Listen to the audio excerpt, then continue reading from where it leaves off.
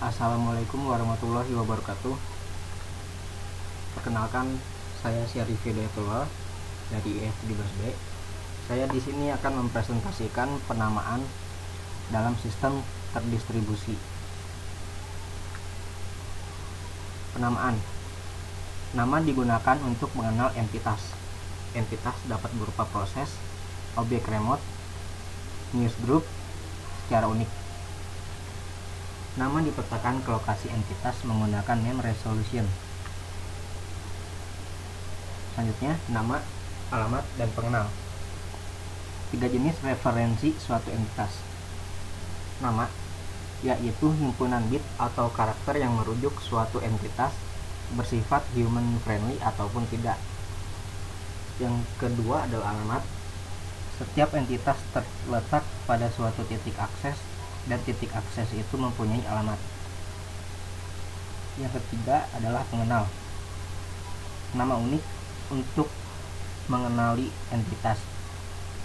Identifier sejati punya beberapa properti, seperti suatu pengenal mengacu paling satu banyak entitas. Setiap entitas dirujuk oleh paling banyak suatu identifier. Suatu identifier selalu merujuk entitas yang sama. Selanjutnya adalah sistem penamaan. Sistem penamaan sederhananya merupakan suatu middleware yang membantu urusan resolusi nama. Sistem penamaan diklasifikasikan menjadi 3 kelas, antara lain penamaan flat, penamaan terstruktur, dan penamaan berbasis atribut. Selanjutnya, penamaan flat. Pengenal merupakan bit-bit string yang acak atau bisa dibilang tak terstruktur. Penamaan flat baik untuk menamai mesin tapi tidak nyaman digunakan oleh manusia. Tidak mengandung informasi bagaimana menemukan suatu entitas. Terdapat 4 jenis mekanisme resolusi nama, antara lain broadcasting, forwarding pointers, home base approach, hierarchical search tree. Yang pertama adalah broadcasting. Dalam artinya broadcast mengirimkan sinyal nama atau alamat ke seluruh jaringan. Contoh ARP atau bisa dibilang Address Resolution Protocol yang digunakan untuk mengetahui alamat hardware atau MAC address berdasarkan alamat IP. Mencari IP address ke MAC addressnya. IP address adalah alamat dari entitas. Lalu MAC addressnya adalah pengenal dari titik aksesnya. Di sampingnya ada contohnya. Yang pertama adalah komputer. Pertama menanyai siapa yang punya alamat 192.168, lalu ada yang menjawab, itu alamat saya. Pengenal saya adalah 02AB4A3C5985. Selanjutnya yang kedua adalah forwarding pointer, di mana memungkinkan penemuan entitas bergerak dari satu titik akses ke titik akses lainnya. Masalahnya timbul ketika entitas sering bergerak dan jaraknya semakin jauh, sehingga rantai pointer semakin panjang dan memakan daya lebih besar. Mekanisme resolusinya yaitu mengikuti rantai pointers untuk menjangkau entitas yang bergerak. Contohnya dari forwarding pointers ada salah satu yaitu rantai substitution pair atau SSP. Di sini ada gambarnya. Di situ proses P1 menuju ke server stub pada proses 2. Lalu remote object menuju ke server stub proses P3.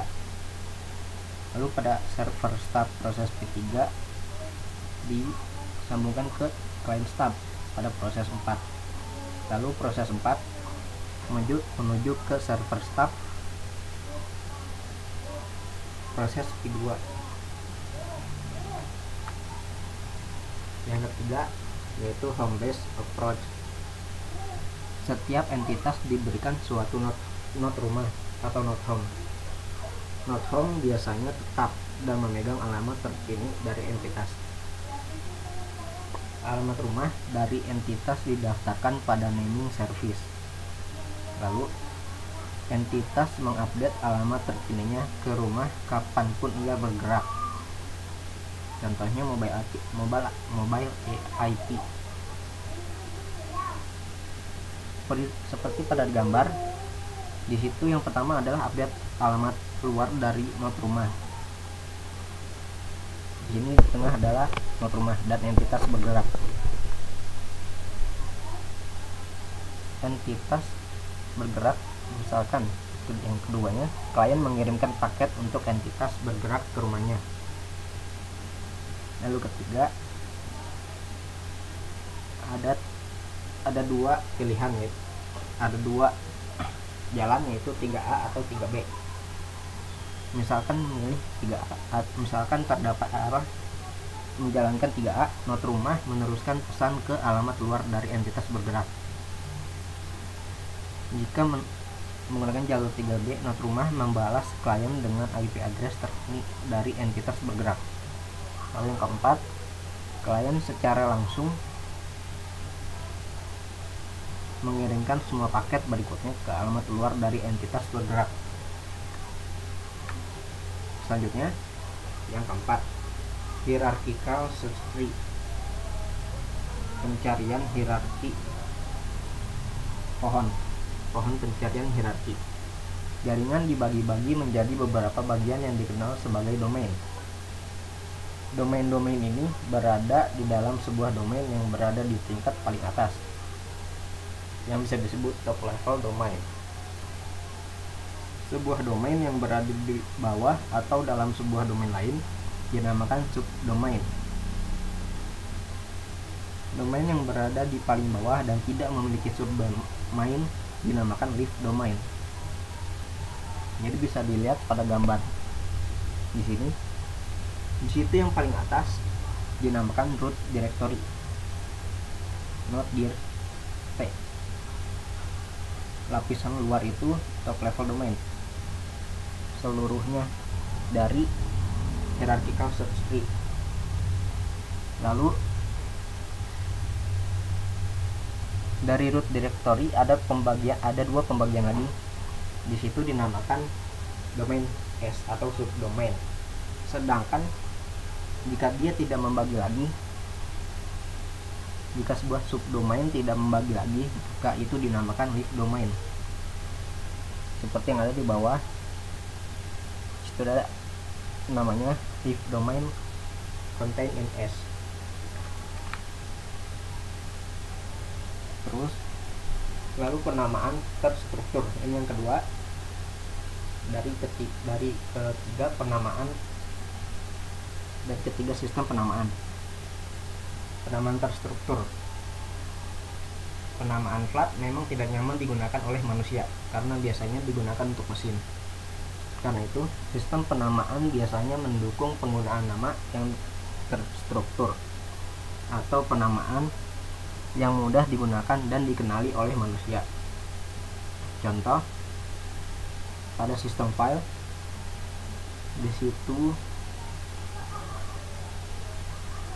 di sini ada sebuah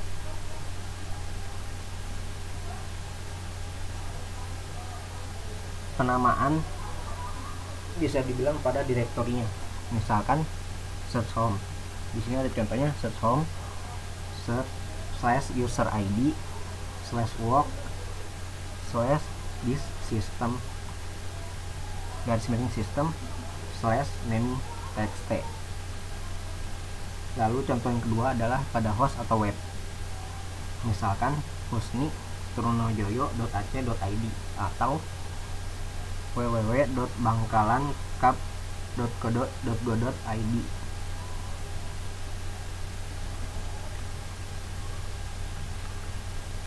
Selanjutnya yaitu namespace. Nama-nama biasanya diatur menjadi sesuatu yang dikenal sebagai ruang nama atau namespace. Namespace adalah nama yang terstruktur yang dapat dipresentasikan dalam bentuk graf berarah yang mengandung note down atau note directory. Note down yaitu mempresentasikan entitas, sedangkan note directory mengacu pada note down atau directory lain. Bisa dilihat pada gambar di sini. Di situ ada keterangan note down yaitu oval berwarna biru, sedangkan note directory adalah hitam. Jadi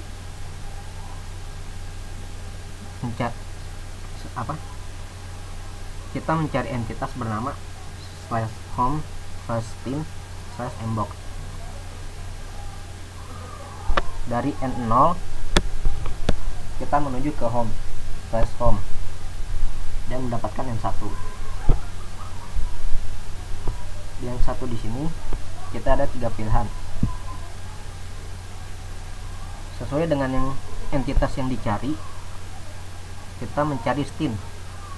STIN berada di N4. Lalu kita pindah ke N4 dan seterusnya sampai ke /mbox. Kenapa /mbox tidak berupa kotak hitam? Karena pencarian terakhir adalah mbox, jadi tidak berupa kotak hitam. Bisa dilihat lagi pada di hierarchical search tree. Jadi yang paling bawah tidak memiliki subdomain lagi, jadi dinamakan note down. Selanjutnya name resolution, proses pencarian nama atau bisa disebut name resolution, tidak dapat dikerjakan tanpa direktori inisial atau awal.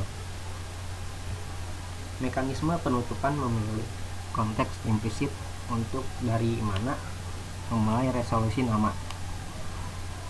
Contoh /home/tin/mbox dimulai dari akar dari sistem file. Contoh kedua ada husni.trunojoyo.ac.id dimulai pada DNS server. Selanjutnya name linking. Seperti namanya, linking yaitu menghubungkan. Terkadang suatu entitas memiliki beberapa nama atau dikenal sebagai alias. Digunakan untuk menghubungkan dua entitas berbeda. Dalam name linking terdapat dua jenis, yaitu hard link dan symbolic link. Hard link, ada suatu link terarah dari hard link ke node aktual, mirip dengan link nama biasa. Sebaiknya tidak terbentuk seperti di dalam graf berikut.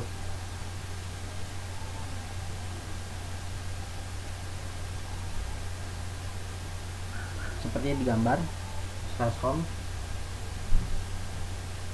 directory file directory /home/tin/i adalah hard link ke key.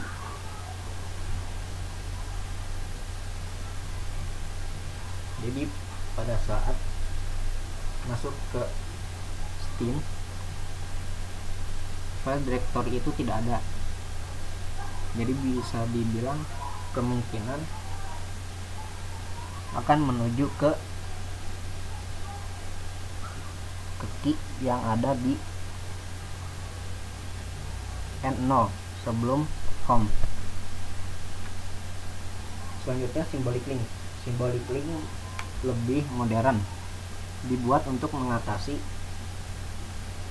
keterbatasan hardlink, bekerja dengan membuat suatu tipe khusus file yang berisi pointer teks ke referensi file atau directory. Dengan kata lain, untuk menyimpan dengan not asli sebagai data. Contohnya bisa dilihat seperti gambar di sini, di bawah ini.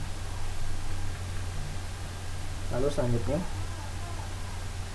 ada implementasi namespace, digunakan oleh pengguna manusia maupun komputer untuk menambah, mengurangi, dan mencari nama-nama. Pada sistem terdistribusi skala besar, layanan ini melibatkan beberapa name server atau pada sebuah LAN. Dalam mounting sebuah node directory dalam satu namespace akan menyimpan pengenal dari node directory namespace lainnya. Network file system adalah contoh di mana namespace berbeda dipasangkan. Ada contoh gambarnya seperti di samping. Lalu selanjutnya ada namespace terdistribusi. Penting dalam mendistribusikan namespace pada banyak name server. Namespace terdistribusi dibagi dalam 3 layer. Yang pertama ada global layer yang terdiri dari node-node directory level tinggi dan dikelola bersama-sama oleh administrasi berbeda-beda. Yang kedua ada administrational layer yang berisi node-node directory level tengah dan dikelompokkan bersama-sama dalam suatu cara sehingga setiap grup dikelola oleh suatu administrasi. Yang ketiga ada managerial layer yang berisi node directory level rendah dalam suatu administrasi tunggal dan secara efisien memetakan node directory ke name server lokal. Selanjutnya, penamaan berbasis atribut. Ini adalah sistem penamaan yang ketiga. Dengan teknik ini, sebuah entitas diasosiasikan dengan sejumlah atribut yang memiliki nilai tertentu. Melakukan pencarian berdasarkan kriteria tertentu berupa jenis dan nilai atribut yang dimiliki entitas yang dicarinya. Lalu selanjutnya ada directory service, dikenal dengan sistem penamaan berdasarkan atribut. Entitas memiliki beberapa atribut yang dapat digunakan sebagai kriteria pencarian. Contoh, email yang memiliki atribut pengirim, penerima, judul, tanggal, dan lain-lain, sehingga pemilihannya lebih rumit ketika proses penyaringan. Misalkan tidak bervirus, bukan spam, dan lain sebagainya. Pada kasus pencarian musik atau video di database Internet Resource Description Framework atau RDF adalah salah satu cara yang dikembangkan untuk menyelesaikan masalahnya. Selanjutnya ada Lightweight Directory Access Protocol, merupakan contoh nyata dari implementasi sistem directory service. Penggunanya pengguna sistem operasi jaringan dari Microsoft seperti Windows 2000, Windows 2003, Microsoft Windows NT lebih mengenal Active Directory sebagai implementasi dari Lightweight Directory Access Protocol atau LDAP. Sedangkan pengguna sistem operasi turunan Unix, FreeBSD, dan Linux lebih mengenal Open LDAP sebagai implementasi LDAP. Sekian presentasi dari saya. Jika ada salah-salah kata, mohon maaf. Wassalamualaikum warahmatullahi wabarakatuh.